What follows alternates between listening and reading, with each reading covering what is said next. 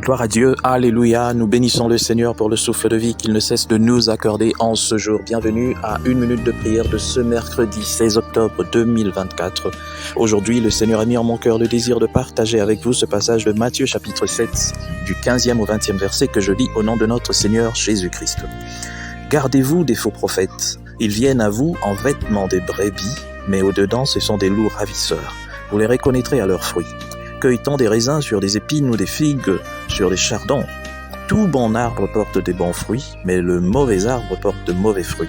Un bon arbre ne peut porter de mauvais fruits, ni un mauvais arbre porter de bons fruits.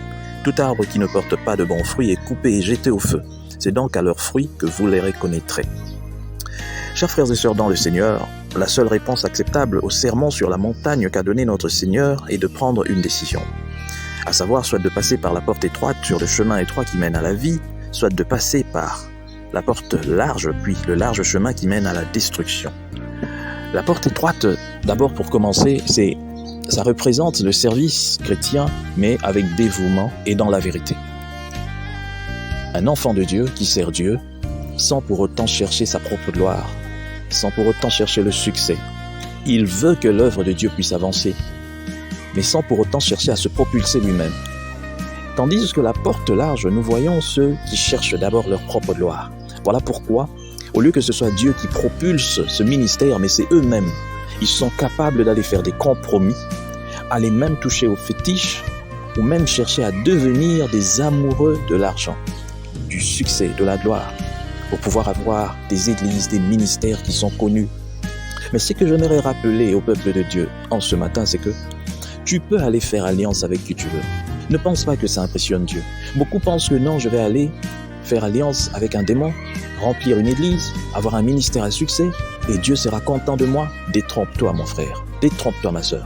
Ce n'est pas lorsque tu remplis une église que Dieu est content de toi, mais c'est lorsque tu le sers selon lui-même.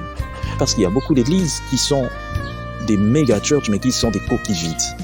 Le Saint-Esprit n'y est même plus.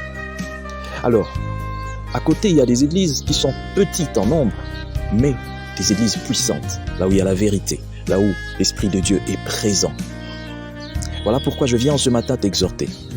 Mon frère, sers Dieu de tout ton cœur, mais dans la vérité, dans la droiture. Laisse Dieu lui-même se charger de son œuvre s'il veut l'élever ou pas. Ce n'est pas à toi de chercher. C'est vrai, tu peux chercher des mécanismes normaux.